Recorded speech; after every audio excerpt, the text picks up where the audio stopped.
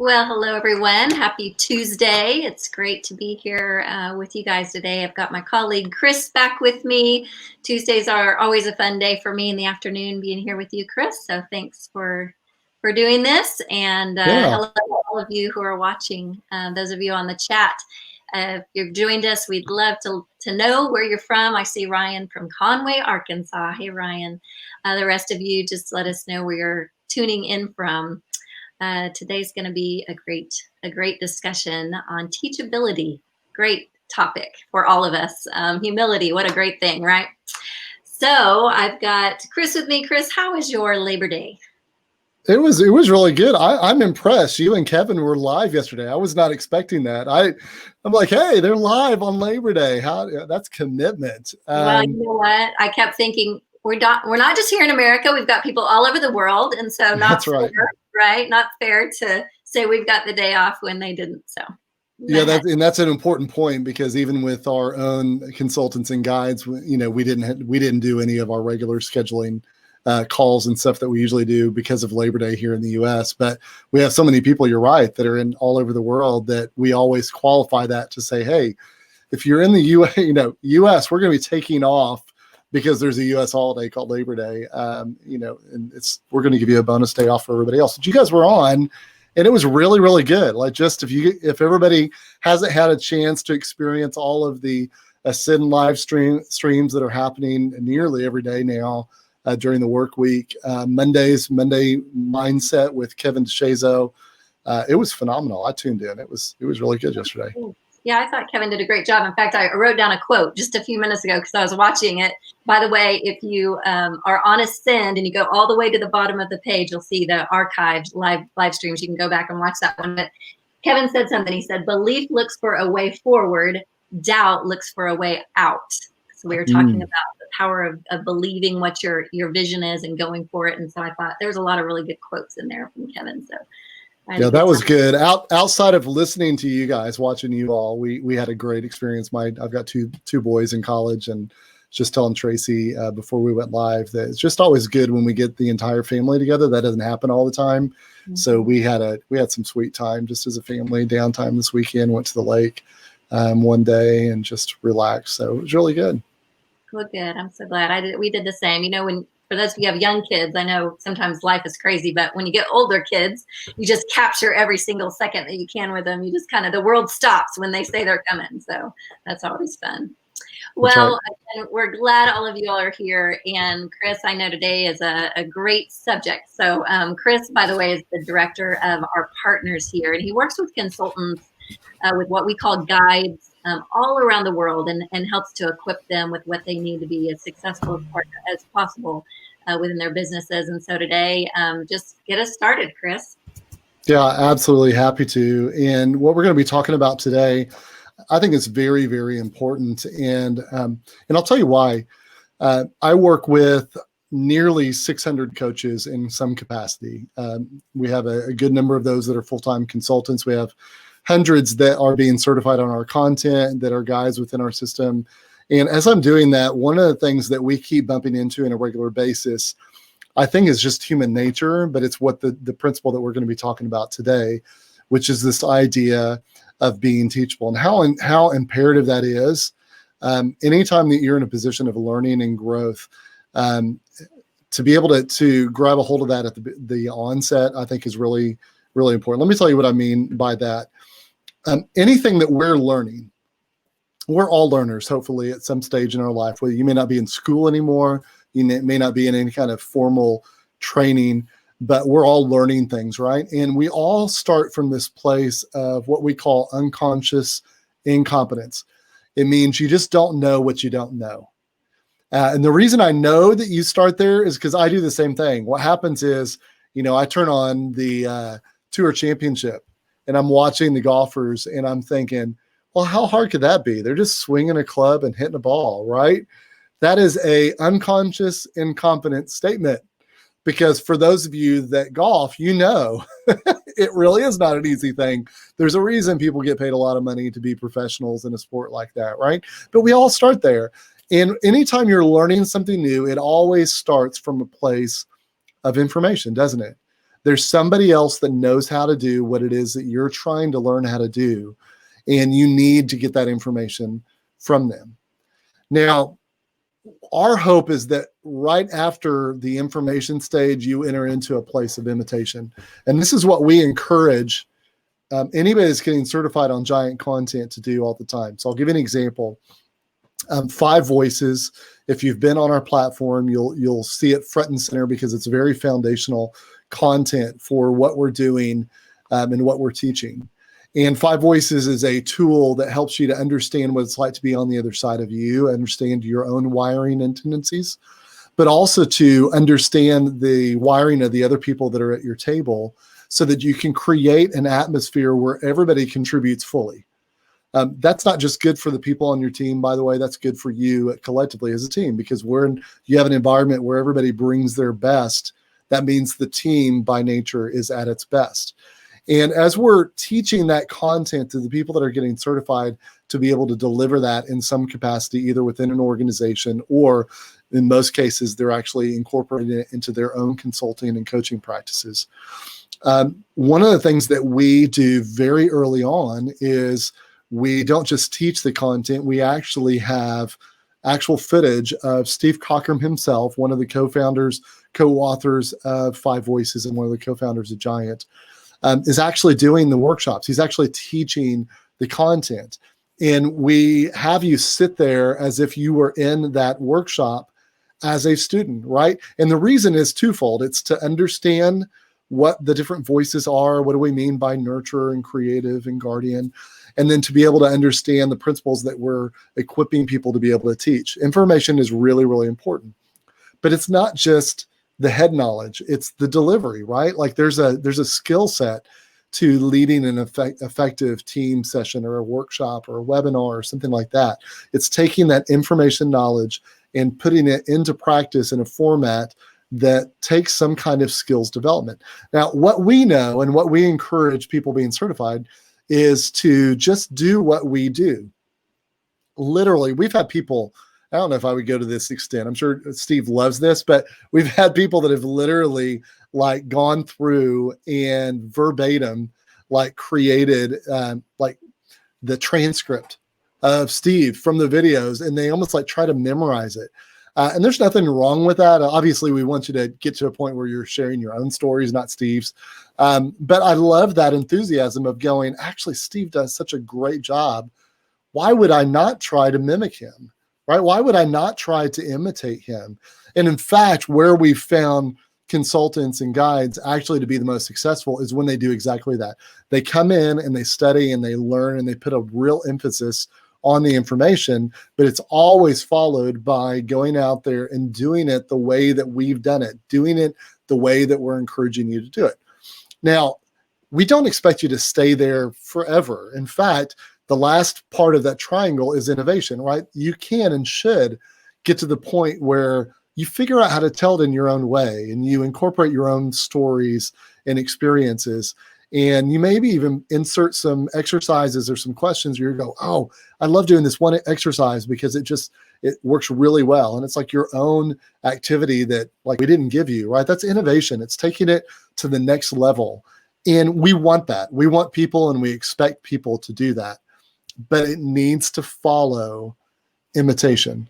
And so the people that are the most successful go from listening and learning from the information, going into a place of behaviorally trying to imitate what someone who has gone before them has learned, all the way then to where they've earned the right to be able to innovate off of it. Now, if you've been around any time at all, you know that not everybody likes to follow around the triangle that way. They just look and say, well, actually, there's a shortcut in there. Like, can't we just jump from information to innovation? That won't take as long. In fact, I've got a lot of really great ideas, right?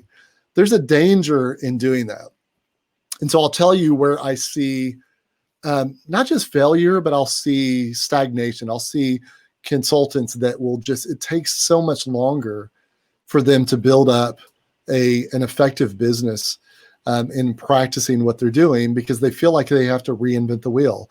And it's almost this sense that you get when you're teaching someone to say, you know, yeah, like I got that. I actually think I've got some ideas of how I could do that better, right? And they jump into the innovation space way too fast before they've even had a chance to imitate what we're saying. Now, I'll tell you why that's dangerous when it comes to what we do with consultants on a day in and day out basis. This imitation is years in the making, right? In fact, in the giant world, you're building off of nearly 2 decades worth of expertise and experience of people going out there and actually practicing it and doing it and refining it and growing it. And for you to go, actually, I'm just going to kind of shirk 20 years of experience and expertise because I think I know a better way of doing it, is just a very dangerous position to be in. Now, that's not to say you don't have some great ideas that absolutely would help. I just find time after time after time, when someone's not willing to be teachable and moldable and actually go through the process of imitation, it's actually very, very dangerous. And in the end, the innovation doesn't happen and they're not able to be able to sustain growth as a business because they haven't put in the hard work. So I want to layer this over one other tool. We're not going to get into this tool because literally we could spend hours talking about this next tool and we don't have a time for it, but these really go together. So if you look at this idea of apprenticeship, which we think is actually a very healthy way to look at developing other people. It's not the information transfer model that most of us have experienced, right? I've got two boys that are older that live in Tennessee. One just finished college, the other one's right in the middle. And what they get to experience most is going into a lecture hall and hearing someone that's an expert at whatever it is they're learning stand in front of the class and talk and transfer information. And then they check that off as learning. Well, I'll tell you where it's actually much more beneficial. Both of them have studied audio production, working in the sound field, engineering, audio engineering. And I'll tell you where they get the most help, where they learn the most, is when they're in the studio, right? When they're in the lab, when they're actually trying it on for size. Because what that means is they're starting from a place of, I don't know. They have a teacher who is walking right alongside them, mentoring them through this place of, I'm consciously aware of what I don't know, conscious incompetence, leading them into a place of being competent and understanding and learning, and then going all the way to the other end of being able to take and innovate. So if I overlaid information, imitation, and innovation, that process, it starts with information. I'm the expert. I'm the one that has the experience. Listen to me. Watch what I do. Right? You don't have any responsibility. Just watch, and then you're going to start to imitate. You're going to start to help me, and then you're going to start to take on more and more responsibilities as you learn and grow in that competence. So this would be information, imitation, and then you'll finally eventually get into a place of innovation. But all too often, and I get this from both ends, we as people just have this propensity to want to jump straight from here down to, I know what I'm doing. Let me just do it the way I want to do it. And it's just not healthy. It's not helpful. And it's not the way that you can really grow. And I would say that if you're a leader, chances are you've actually been, had a case of information transfer and then walk away. And so you're actually just encouraging the behavior of allowing people to just take it and not imitate because you moved on too quick. So wherever that may hit you, you may be an expert in your field. You may be just starting. I just want to encourage you, allow this process to play out the way that it's meant to be, where you start with information, lead on with whatever you're needing to imitate from the people that have gone before you and proved it out, and allow that to create the foundation that you move and grow into an innovation style.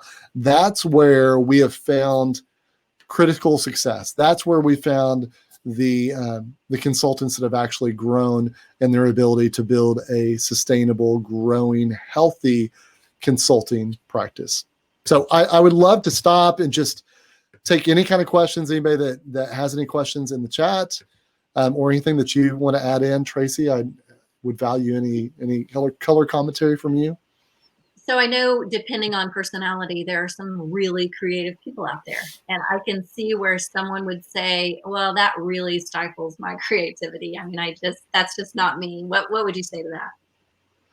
Yeah. So, and I don't mean to undermine anybody that's on this, but here's what pops into my head, right? I have 2 adult children, one 17-year-old. I've gone through teenagery 3 times now, right? And the idea of jumping to innovation is very much who we are in that adolescent, phase. It's like, yeah, dad. Yeah, right. Why do I need to do it that way? It's just this mentality. I think it's a sign of immaturity. And I don't mean that to be something that is demeaning in any way whatsoever. I just think that if we're not in a place of being moldable, if we feel like we've arrived, if we feel like we know better, even if there's some truth to that, coming in, it's all about attitude and intent. And if you come in to a place of saying, I actually in a position where I know I continue to have an opportunity to learn and to grow, and I never want to get away from that, that's the correct place to be. It actually fuels your ability to be able to innovate and grow. And this is coming from someone, I'm creative. If you understand our 5 voices, like I am as future oriented of a voice as you can get. I love existing on the bleeding edge. I'm the guy that stood in line for 13 hours and paid an ungodly amount of money for the very first iPhone. Like I'm that guy, right? So if there's ever an early adopter, it's me. But it's something that I've recognized in my own life, that the opportunities for innovation only come after you've proved out the ability that you know how to be underneath someone, or that you're humble enough. It's a confident humility. Those aren't the antithesis of each other, right? We tend to think of the opposite of pride as humility, which is correct, but we think pride is boastful and humility is deprecating, and that's not accurate. I think humility is knowing our limits, knowing the things that we're good and we're not bad at. And it's the attitude of being confident, but also being teachable. And I just think that that's the most fertile soil to be able to grow from. Yeah, that's great. Margaret on the chat, she's saying that she says this concept of imitating before innovation was quite comforting for her. She's a nurture creative, and it gives her a great comfort that this was actually preferred. Because I think sometimes, I'm a guardian and I'm not a big creative person. I'm just not. You give me the process and I'll follow it. And so it helps. So you go, okay, I don't have to reinvent the wheel. The pressure is off. Yeah. Well, and if you'll show my desktop again, so I can show this tool. To me, I think here's the reality. Nobody is good at this in every phase, right? Because what you're describing and what Margaret and others may experience is some of the more present-oriented voices like guardians, nurturers, are probably going to be very comfortable in the information imitation stages of things. To your point, Tracy, and I know this is who you are. You're just like, give me a process and I can kill it, right? And you might be able to actually make it better and better and better. Like you never leave the process as is. You always start, it spurs ideas because you're following the process and the pattern. But I think the guardians and nurturers sometimes do have a hard time with the innovation, the idea of stretching beyond what I've been shown or doing it, in a different way than what I've been. There's a comfort in the routine or what's been proven out. So I think the front end is easier for those present-oriented voices. The back end's harder. And then I would say vice versa, right? It's harder for me as a creative to stick around long enough to hear it out or to somehow prove it out or to do it a certain number of reps before I get to go out there and kind of play with the way I want to do it. So innovation comes very naturally and easily. The imitation is the hard part for me. It's a self-discipline. Regardless of which side of that equation you find yourself on, there is a learning opportunity, right? That you can't settle for where you're at and you can't move too quickly. There really is a balance in the process that yields the best results, in our experience at least. Mm-hmm. That's great. Yeah, I was telling Chris the story earlier about my mother. So when she was 55 years old, she announced to my dad and I that she was going to go to the local Votech and take woodworking classes. And we were like, oh, that's interesting, kind of out of her wheelhouse, And so she's now 73. She's taken a woodworking class every semester for over 20 years, almost 20 years. Yeah.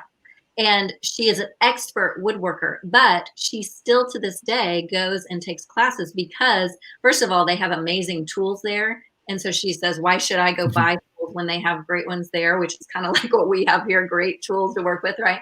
But then her professor, who's a bit younger than her, but has been in the industry for way longer, is an expert's expert. And so she says, why would I go off on my own when I could still be apprenticed by him? I can still tweak things and she makes amazing furniture and things. But I love that. She's a great example of that, to continue no matter your age, no matter how many years you've been in whatever industry, to continue to learn. So yeah, and that's again, it's a mentality, right? You talk about mindset, right? It's you being in this frame of mind of going, I know a lot, but I still have a lot to learn. Like you never arrive, right? Like you should never get to this place where you feel like I am the pinnacle of knowledge when it comes to things, right? I was just on a coaching call like right before this and working with one of my own clients. And we were talking about this. One person on the call kind of called them up and said, hey, you know what? Like you do you're so highly skilled. Like I hear stuff all the time. You're saying I read this article. We need to really take this into account. We need to do this better. And so from the outside perspective, it was someone who is humble saying, we've got a lot to learn. I need to grow. And his admission, he was saying, I actually think I'm not that great. In fact, the more I read, the more I know that I have a lot to learn, right? So it's kind of like being in that place of going, I understand what I know, but I know that I don't know it all. That's all we're talking about. It's having the mindset and doing the practice, being able to go before you. If you are running your own business, why reinvent the wheel? That I would say this is probably one of the things that is the most attractive for what we do with guides in our certification program and process and accelerate, is because we have already done the hard work of decades of experience, and we've developed tools. And even beyond that, like we've got, PowerPoint decks and workbooks, and, it's like everything is already there. If you just start out by learning and doing it the way that we say to do it, you will find success. And you absolutely will get to a place where you do it your own way. But why would you reinvent the wheel? Why would you start over? That's actually one of the benefits of partnering with an organization like Giant that already has everything put together, is it gives you a good base foundation to build off of, so that you can learn and get to the point where you get to innovate in the future. But yeah, that's true. And, you all may or may not know, but when you're part of Giant and you're a guide or consultant, there's a great Slack channel that Chris manages, and Hunter Hodge is on there as well. But I read through there every day, and I don't see anybody complaining about all the resources that you give them, right? They're usually just so grateful. I mean, there's so much to running your own business anyway, from doing your accounting to going out there and marketing to getting sales to then, meeting the needs of your customers. And if there's one less thing that you have to do, I just don't hear very many of them complaining, right? They're usually just very grateful for all that you're doing. Absolutely. And again, it's the thing that surprises people the most, because if you've been certified on anything, and I have outside of Giant, like I won't call out what the organization is, but I've been certified on something that is very recognizable. It cost me thousands of dollars up front that I had to pay before I even knew what I was doing. It took a while to figure out and become competent at it. And there wasn't a lot of instruction. There was kind of a 1-week training, and then that was it. And they send me emails every blue moon, and they gave me a couple of PowerPoint decks, and that's it. Like I'm on my own. There's no community. There's no connection. There's no imitation. So I'm out there learning. It takes forever to build up a bill of sale that enables you to recoup all the money you put in the beginning. So like that's normal. Like that's certification that's out in the world. And what happens is when people come to us, all of a sudden they're going, I don't have this upfront cost. I'm just paying $199 a month. That's it. And we give you permission to use the stuff as you're learning it. So as soon as you get the information, we want you to imitate. We want you to go out there. And as soon as you feel competent enough to do it, you can start using it to recoup your expenses, right? And then on top of that, you've got live streams that we do on a weekly basis where we're doing live training. We've got a Slack community of over 500 people that are helping each other. Thursday morning, we're going to be getting together for an hour for core groups where we split people up using Zoom into groups of 2 or 3 so that you can get real life feedback and help from other people who are doing the same thing. That's the thing that I think surprises people. So I see the question from Ryan: when do you get access to the Slack channel? As soon as you sign up.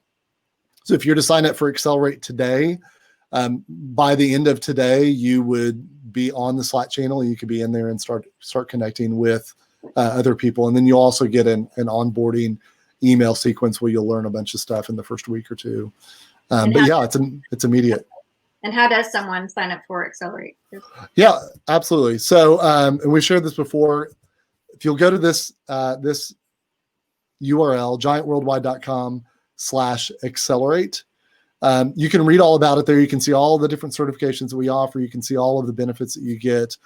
I would highly encourage you, if you're even a little bit interested, click the schedule info call button and set up a demo with someone. That's someone from our team. It's not a high sales pitch. We're just going to talk through it, answer questions. We will be the first one to tell you if we don't think what we're offering is a good fit. But they can actually step you through answering questions. And if it's something you want to do, they can actually give you the 1, 2, 3 on how to sign up and join our guide community. But it is immediate, Ryan. As soon as you sign up, you get access to the Slack channel, you get access into the training, you get access into the weekly live streams and other calls that we do for support. So I would encourage you to check that out if you're interested at all. That's great. What other questions? Anything else? Not seeing any other questions, mostly just people saying yes, they agree. Carrie's just saying Giant has the most amazing resources and community to grow our practices. I know that she's involved in that community. Yes.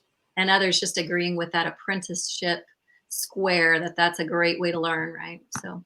Yeah, absolutely. Yeah, I love Carrie. I love that you're sitting in the background as one of our guides who's gone through this process. And it really is a vibrant, thriving community that you get a part of, not just some certification stuff, which is really important. Don't get me wrong, but encourage you, check this out. Again, go to giantworldwide.com/accelerate if you're interested at all. You can get all the details there. And then also come back. We do these every week. I know, Tracy, I would love for you to preview other live streams that are going on this week because we have other opportunities this week. For this one in particular, if this is something that you're out there and you're a consultant and you're not plugged into our community, come back here 3:00 every Tuesday. We're giving things away just to be able to help you learn and grow and build your business, and talking about how Giant fits in if that's a prospect. And so next week we're going to be back, and this is very, very important topic. When you're in the line of business that I'm in, that we're in, especially in the leadership kind of space, consultative space, ROI, return on investment, is very, very difficult to show. But it's so demanded, right? Every single consulting client that I've ever had wants to know, is the money that we're investing in you and Giant worth it? Is it actually making a difference? And if all you can say is, well, John isn't as big a jerk as he used to be, that's not enough. That's not enough to show ROI. So Giant is actually built, and we're going to show you how to do this using Giant, but there are principles you can pull out and use on your own, even if you're not plugged into us. We're actually built for this, to be able to show objective data that will help you show the need for what you do.